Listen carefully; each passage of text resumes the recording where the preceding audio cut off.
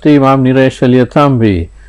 In today's global economy, where attracting foreign direct investment has become increasingly competitive, the entrepreneurs of the small and medium sector have become ever more important to any country's growth. This is especially so in Sri Lanka, which is working very hard to revitalize our economy, an economy that was devastated by decades of corruption and self-defeating economic policies. And to discuss all this, I have with me this evening Suren Chandraratna and Mihiru Perera. Suren is the chairman of the Chamber of Lankan Entrepreneurs, and Mihiru is the vice chairman of the same chamber. Good evening and welcome to both of you. Good evening, Nilesh. Good evening. Good evening. Right, so let's talk a little bit about the issues that entrepreneurs face. Before we quite get into that, let's talk about the industries where our entrepreneurs are expecting to develop and take the country forward. So, Suren, can I ask you, realistically speaking, where do Sri Lankan entrepreneurs expect the growth to come from in our economy? That's an interesting question, Niresh. Especially since Sri Lanka historically is known to have been missing the big picture, the big wave. And in my view, Sri Lanka will have its next growth from the industries that are already existing, but the industries need to be taken to the next level. For example, in Sri Lanka, the engineering sector, the production sector, the garment sector, the tea, the export sector, IT, and all of these sectors are there, but it is not performing to the level that it should perform, especially not to the level that it is at the international markets are performing at. So, for instance, there has to be certain things such as the tea industry. Initially, we were just selling black tea, and then we came with value addition, and that created a whole new market all over the world. And the expectation from Sri Lanka to be providing value added quality tea all of a sudden grew. If you look at cinnamon again, so back in the day it was cinnamon sticks, but today you'll have cinnamon oil, cinnamon paste, cinnamon this, cinnamon that. So these are the existing industries, but we need to learn how we can perform to the next level, how we can take it to the international level. And that is, I feel, where the next wave should come from. Right. Mihiru, can I bring you in on this? Now, if it is the existing industries that should drive the economy forward, then that gives us an advantage, doesn't it? Because we don't have to start a new industry. We don't have to bring in the knowledge, the capital and all that for a new industry. We simply have to upgrade and work with our existing industries. Correct. I mean, obviously, I think to add to what Suren said, we always been dependent on these traditional industries. We come out the wave of tea, rubber, coconut, all these industries. I agree with what Suren said. The next wave should come from where the existing industries are doing well, but maybe at a global scale, the scalability is not looked at. However, to add to that, I want to add two other industries which Sri Lanka can look at future. One is what I call a blue economy. The other one is what I call a digital economy. So when I say blue economy, we are island nation. There's aqua economy we can develop, marine, logistic, as well as tourism. I don't think we are performing to the full potential where we should be performing. Then the digital economy. I've always said in many forums, we are a very educated bunch of people. If you look at the IT industry, we give a lot of knowledge to the outside world. But why aren't we developing products in Sri Lanka and selling it to the world rather than fighting for sectors where everyone else is fighting? Tea, rubber, concrete is there, manufacturing is there. And if you see where Vietnam has moved in the last 5 to 6 years, it's on manufacturing driven economy. So as a nation, do we really want to compete in that space, or do we make use of the strengths we have? One, that ocean economy, it's a natural island, that's a natural resource we have, and then the brain we have. So I think all this will come into play. We don't need to reinvent the wheel in race, but I think what we need is stability at policy level. So we entrepreneurs can scale it. We are looking at the global market, but the instability we have in policies just keeps us away from developing our core business. Right. So stability is the key word here, and that's what government is supposed to be all about. Stability in law and order, stability in health services, in education, and definitely stability in macroeconomic policies to ensure that our entrepreneurs, our businesses don't get shocked. They don't wake up tomorrow and find that the rules have changed, that taxation has changed, or electricity tariffs have suddenly changed, or something like that. Now, Suren, let me ask you, globally, there are of course shocks. You might find tomorrow morning that a war has broken out, perhaps in the Middle East or India, Pakistan, or something like that, and those are issues which are beyond our control. But when you guys talk about stability, it's stability of things we can control within Sri Lanka, isn't it? Well, things that we can control within Sri Lanka, obviously, but at the same time there are things that we can preempt, Be prepared for. And also when it comes to when you say, when you wake up in the morning and you come up with a new, if there is some kind of a new legislation or something like that. So these are things that we can't, as entrepreneurs, as SMEs, as business people, it's something that we can't predict all the time. However, we will be able to have a certain amount of control over how we will react to all of that.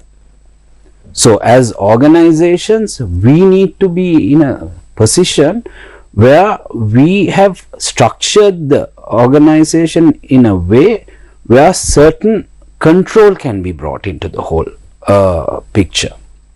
So if a war breaks, in the recent past, when the war broke out and there was so much of issues that came in, and people like us or all the other entrepreneurs, they faced a lot of challenges in terms of imports, in terms of the currency fluctuations, in terms of clearing of goods, in terms of completing projects and meeting the deadlines. And some of these projects carried huge penalties if you don't complete it on time. So what can you do in a situation like that? We need to be in a we need to find ways and means how we can get around the problem. So which is what we normally do as entrepreneurs. We face this day in, day out, and we have to somehow see what kind of things that needs to be done.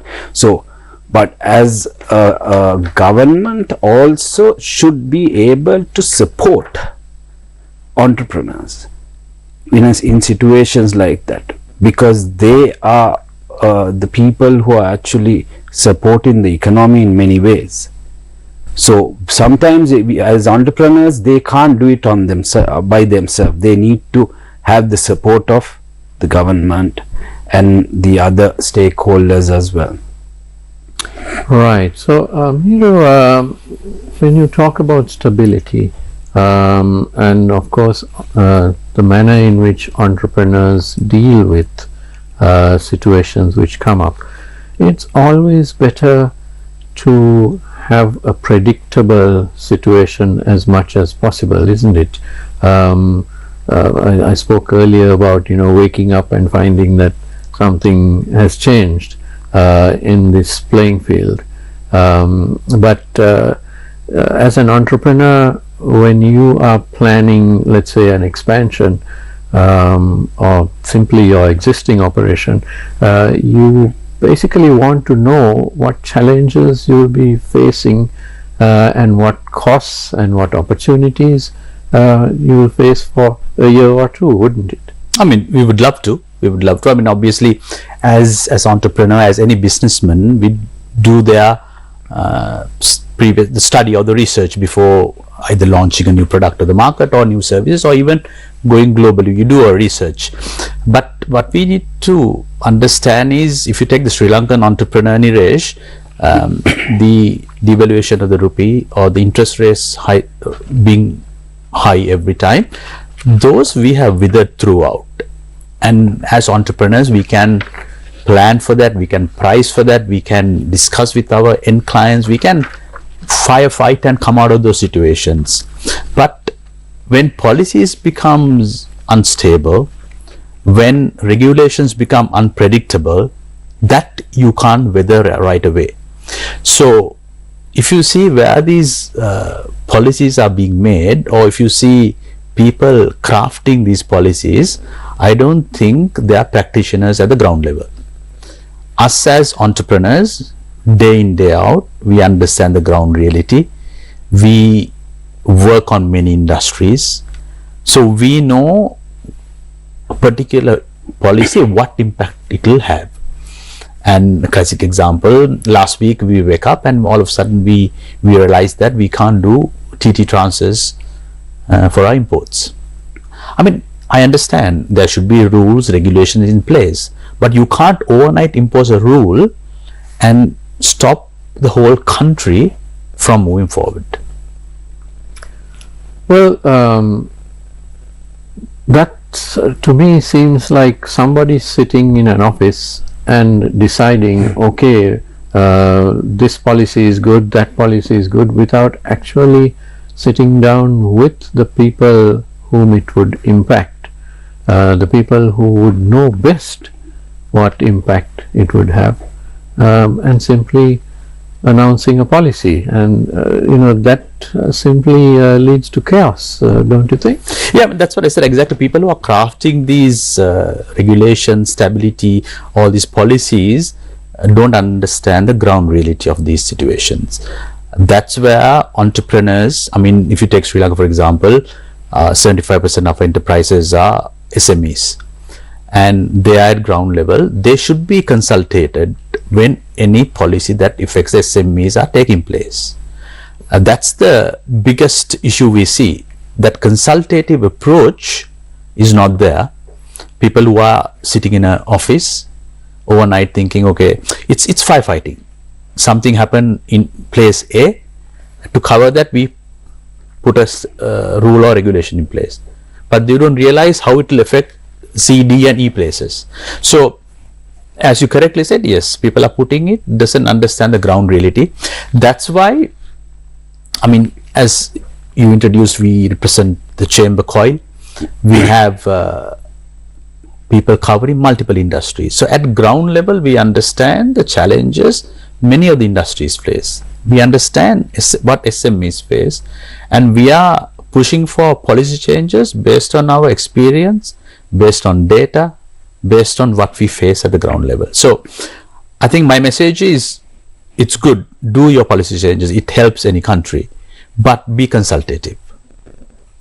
Now, Suren, it strikes me that part of the problem is that policymakers don't understand our country well enough. I mean, they are our own policymakers, it's our own country, our own economy, but when they enact a new policy, they don't realize that, okay, this is going to affect tourism in one way, construction in another way, banking in another way. They don't have that wide gamut of knowledge. Well, I wouldn't say that they don't, not that they don't really have the knowledge. Like Mihiru said, there has to be a certain amount of consultation that comes in, because only a person who has run a business, only an entrepreneur would really understand what are the ground realities are, what are the actual problems. Because it is easy for somebody from outside to come up with certain legislations and so on and so forth, but by doing that, who's going to get affected, how is it going to get affected, and whether end of the day how much is it going to affect the economy itself, because the SMEs get affected, when the entrepreneurs get affected, the economy gets affected. So I don't think that it's not that they don't know, it's just that this is a two-way street. If you want to build something, if you want to come up with certain rules and regulations, policies and so on, then it's good to sit down with different entrepreneurs in different sectors and get a ground reality as to how it should be done. And sometimes certain things needs to be done in phases. It can't be done overnight, all of a sudden. You can't shock. No, you can't economy. shock, because too much of shocking, sometimes, even entrepreneurs get demoralized. They sometimes think, do we really need to go through this in this country? It might be a better option to go to another country and start something else. But now that's the issue of brain drain, and we'll get to that very soon. But can I ask you, in policy making, should it not be that policymakers should be supportive of entrepreneurs, because after all, entrepreneurs are the ones who are bringing in or creating more jobs, and bottom line is that there are hundreds of thousands of youngsters entering the workforce every year. You see the numbers, so many have taken the O-levels and so on, and those people, that number is going to enter the workforce. So the entrepreneurs need to be encouraged and fostered. Yeah, that is true. And see, although we say that there are so many numbers that's entering the workforce, in reality that is not the case now, because we as entrepreneurs, we are struggling with skill levels, we are struggling with committed staff. And today what's happening is most of these people are leaving the country. There's a lot of brain drain that's happening, and we need to try and see how is it that we are going to keep these people in the country, because train them, develop them. Like in India, you should have facilities where you will have certain mentorship programs, you will have incubation programs, you have to have development banks where they are given certain support to start new businesses by themselves, because we need to try and see how is it that we are going to get our people, the 20-year-olds, the 25-year-olds, how are they going to build the next Google? How are they going to build the next SpaceX?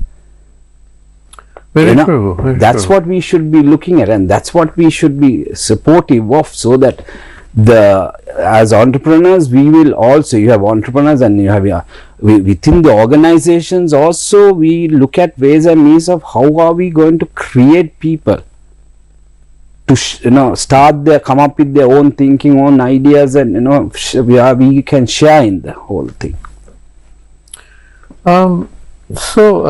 Mihiru, let me ask you this issue of brain drain. Again, it takes a lot to drive a person out of his own country, because you're born here, you grew up here, and if you can, you would stay here. But if you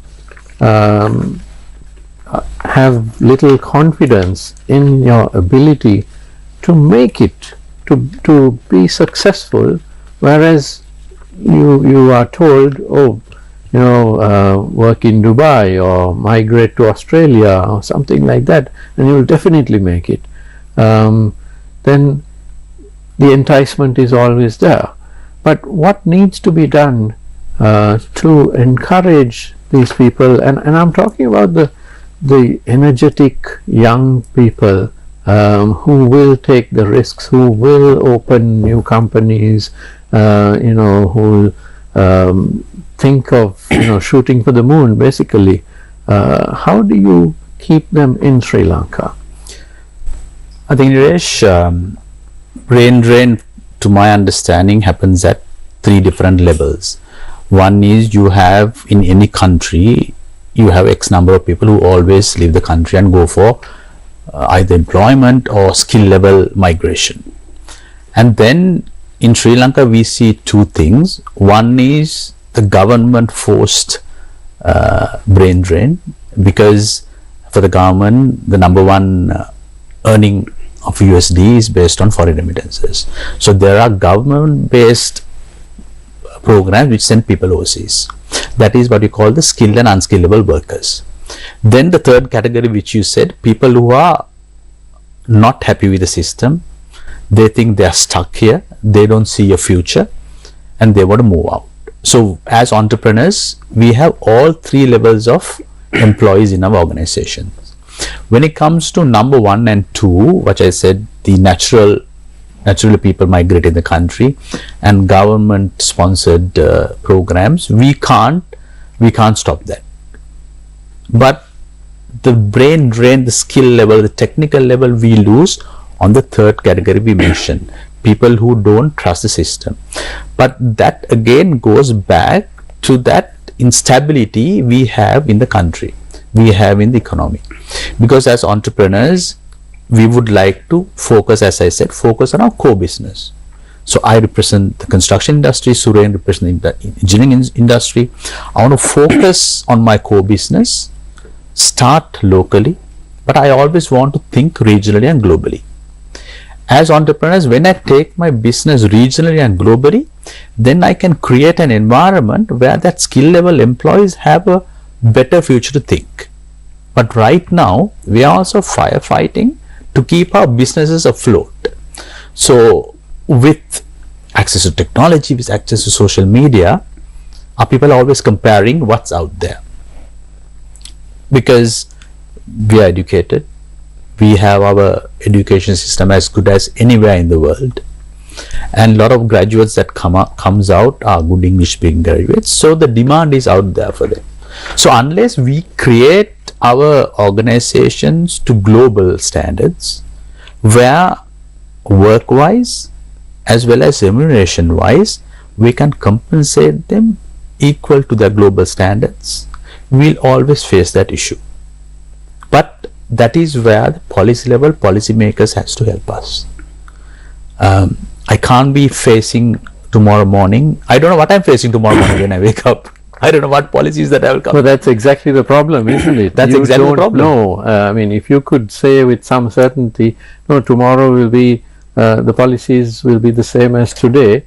However, in 6 months' time, there will be a new policy, because it has been already, there's been consultations with the various chambers and so on, and brainstorming has happened, and the best decision is going to be made, but not something which is which takes you by surprise all of a sudden.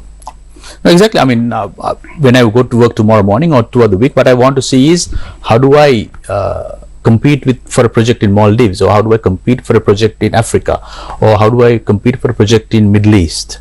So where I can send the Sri Lankan staff there, where our talent is used at the global stage, not allow another global company to use our talent, but we take our brand outside of Sri Lanka and we take our talent outside of Sri Lanka with Sri Lanka brand intact.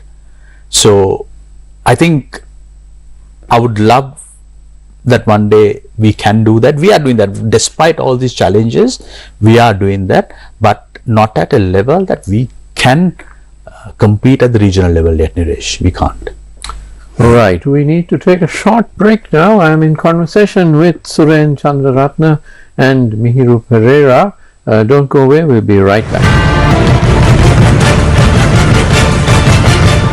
Welcome back to Face to Face. I am with Suren, Chandraratna and Mihiru Perera. Mihiru, let me ask you, if your organization COIL is asked to propose 3 reforms, policy reforms, what would your suggestions be? What's most urgent and most far-reaching? Interesting question. I think everything draws back to what we've been discussing throughout, Niresh. I think first thing is what we're pushing is a moratorium on time in terms of policy reforms. We are with a view of that consultation approach which we discussed about, where the SMEs, entrepreneurs has a ground level understanding of reforms and what policy changes impact them. I think the policymakers should look at a minimum of 60 days time moratorium before any policy is being reduced to the market or the economy. That way it looks the best interest of the both worlds, interest of the entrepreneur, interest of the SME as well as the government. No shock therapy. No shock therapy, exactly. You wake up in the morning, you're smooth to carry your core business. So that's a very important thing we need as soon as possible. Number 2 is more on our taxations, duties and things like that. I mean, we all know we are very much import driven, and then we still use a para-tariff system which was introduced so many years ago to protect the export industry. The para-tariffs were introduced for that. But even though on the import sector as well, we have para-tariffs introduced, and then when something lands in Sri Lanka, when you take it out of the port, the item has cost already somewhere around 37 to 60%. So for any economy to develop, infrastructure and construction are 2 main areas that needs development. So every road we build, every school we build, every bridge we build is hampered by these para-tariffs we have. And when the full circle is done, it's the cost of the system, it's the cost of the government. So I think we need to simplify these para-tariffs and give a very clear and a competitive tariff system that will allow the infrastructure and construction to move forward in the country. We have that for, for BOI projects, for certain foreign direct investment projects we have, but I think for a considerable amount of time we need to allow that for infrastructure and construction development, but with proper guidelines in place. I'm not saying allow it left, right and center to everyone, but have a policy, have a framework in place, but simplify this. And the third one is pretty related to this new Inland Revenue Act which came through very recently. I think criminalization of taxations and people who don't pay taxes or avoid taxes. I think we need to decriminalize what I call procedural delays. As I said, we represent about 75% of enterprises in the country. These SMEs, you don't forget, we bring about 50% of GDP of the country, and we recruit about 45% of the population, working population.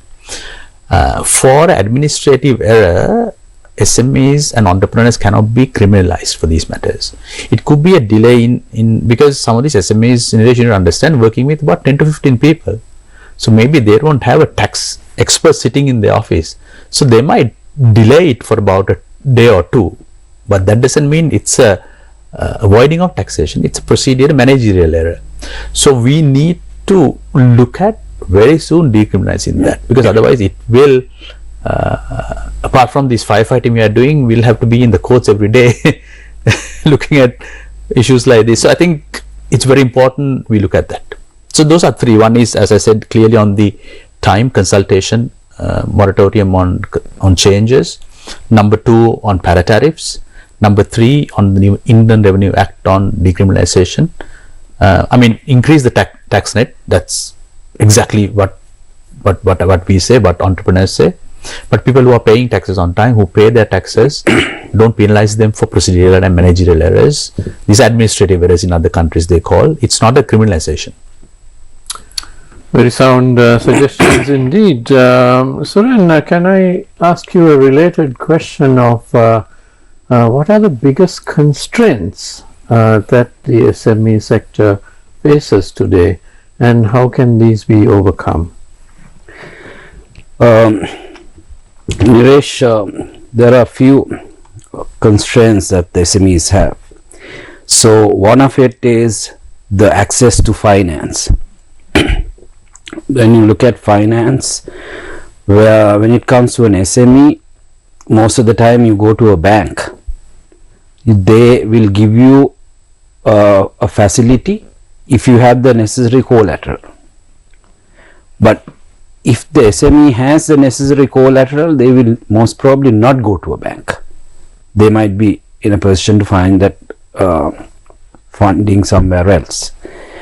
So to this, generally what needs to happen is, as I said earlier also, we need the development banks to come in, or the government or the necessary authorities need to give certain guidelines, certain facilities for the SMEs to come in and to give them certain incentives for them to continue the business.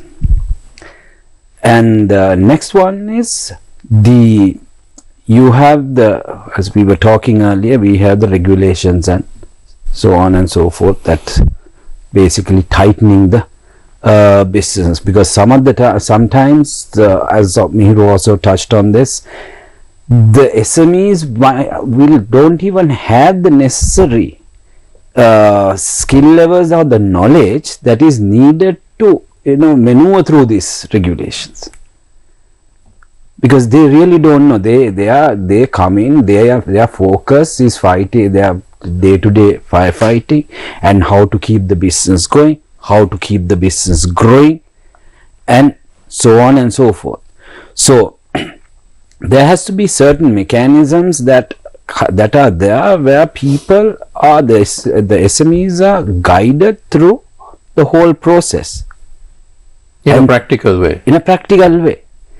And also they are given a certain time frame with guidance to go to the next level, because the idea should be here to help the SMEs to grow, not to come and put certain rules and regulations, so in a way that they really don't want to pursue that business. They don't want to take it forward. So, and also the other problem is the lack of knowledge in accessing the international markets. Now we have so many SMEs that are there, who I have spoken to also, who have come to me and they have said, look, we have these products, please help us to take it overseas. We do have EDB and all of that, but somewhere down the line we have not touching all the SMEs that we should be touching. And by having the right mentorship, having the right markets open out, that will help those SMEs to grow. When they grow and then they grow to a certain level, yes, then you can bring in the necessary taxations and so on and so forth. But if you have a SME and you are taxing the SME at the same rate as you will tax a multinational, I think that's a little unfair in this, because you need to incentivize them to grow and bring them up to that level. Then you can, do whatever that needs to be done. So even international markets, accessing international markets, is some certain facilities should be there for the SMEs, and a lot of people struggle in that. So a lot more help is required for SMEs. Absolutely. Mihiru, can I ask you about technology? Because in Sri Lanka, again, because of government policies over the decades, which stunted the growth of ICT in this country, including high tariffs, customs duties on simple things like laptops and cameras and so on. We in the media industry are well versed with this. Yes. Because whenever it has, over the decades, when it has come to a simple thing like buying a laptop, and it's much easier to fly to Singapore and buy it there and walk in with it, and so many people do that rather than trying to buy things here. So it's wrong government policy again.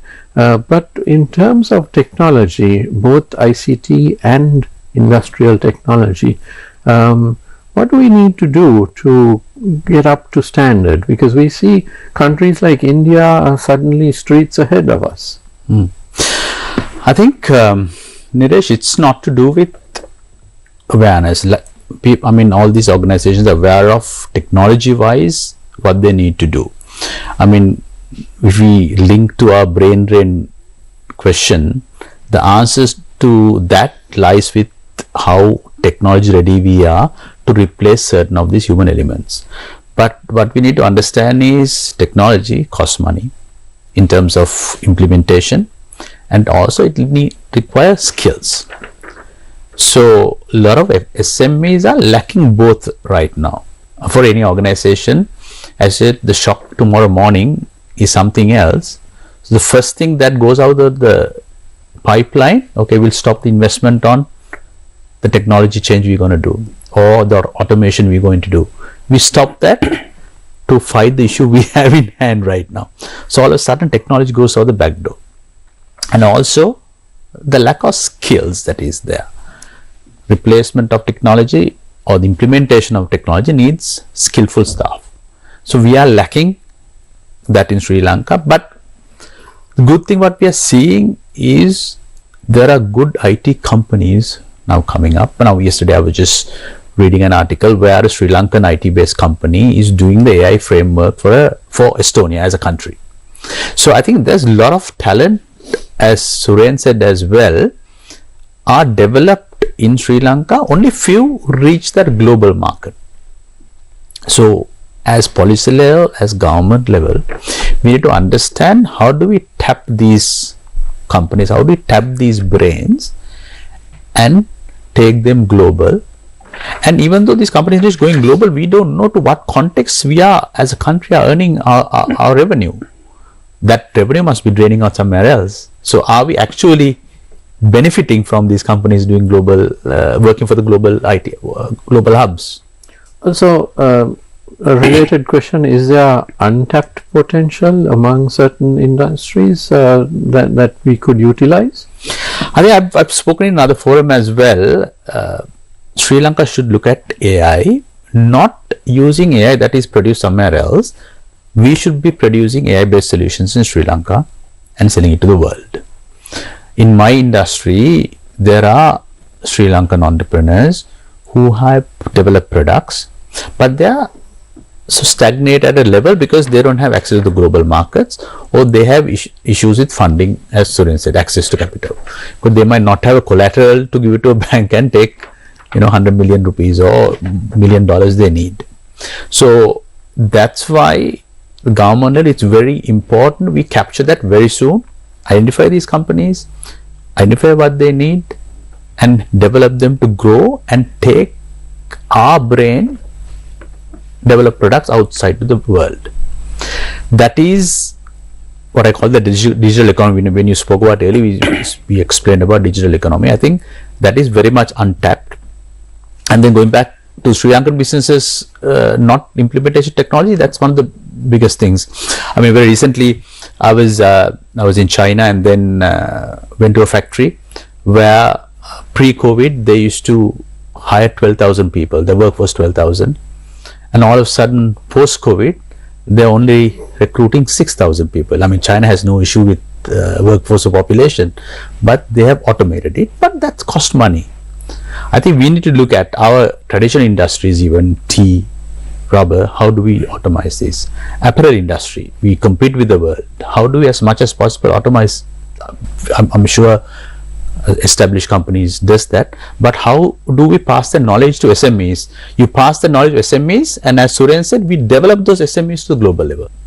So I think it's not about not having awareness, it's about the capital investment which we require, its skill level that is required, as well as the support that need at the state level. I think those three are needed for Sri Lanka to develop and have a name ourselves as a digital driven economy.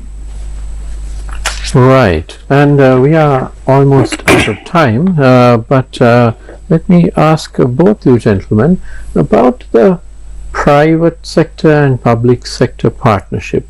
For decades we have heard this phrase from government that the private sector needs to be the engine of growth. But at the same time we have always seen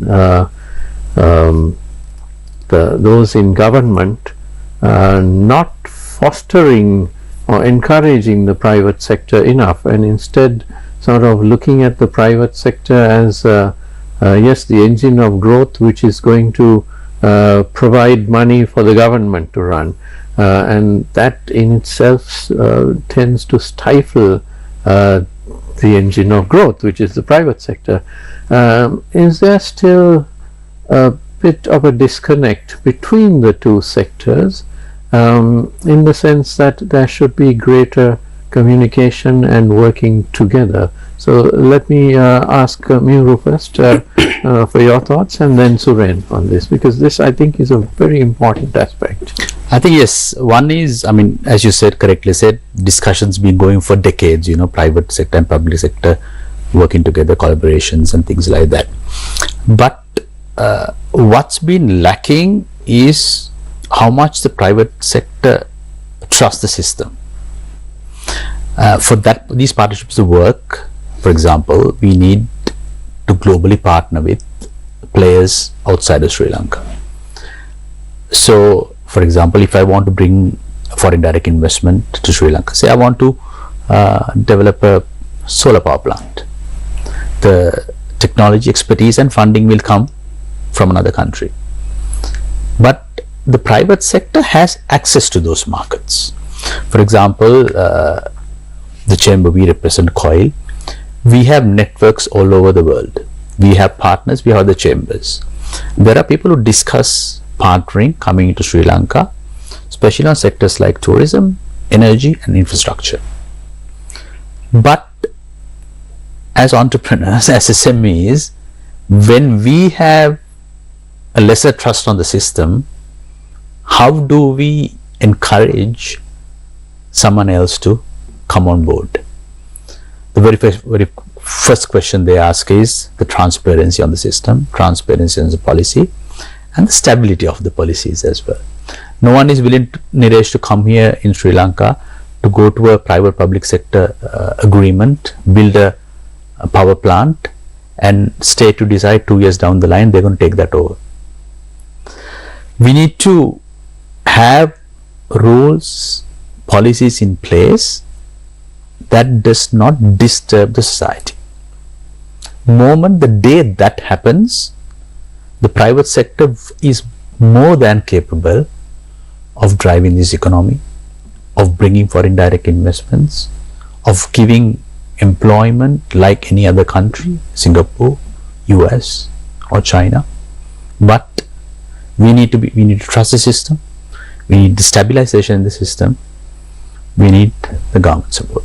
When that happens, the private sector, public sector partnership will work very well. Until that, I see that being a topic only, few here and there, few projects will happen here and there, but there's a lot of, I mean, Suren will tell more. We are part of the G20 Entrepreneurs Alliance.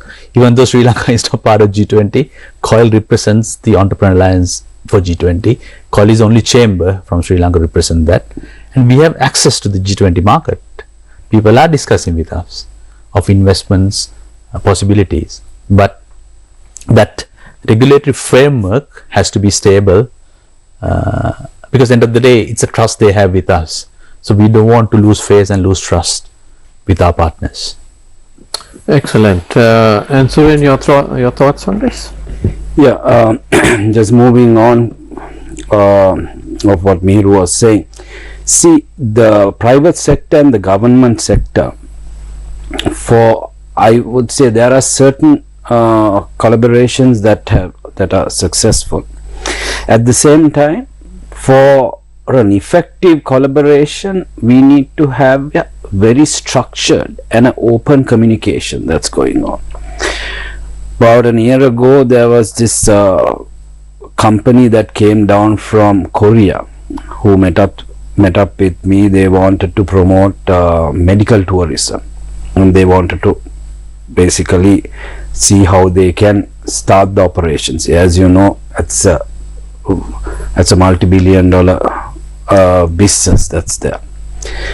But they came, they had certain discussions, they did their preliminary studies, and they decided it will make better sense for them to go and invest that money in Dubai.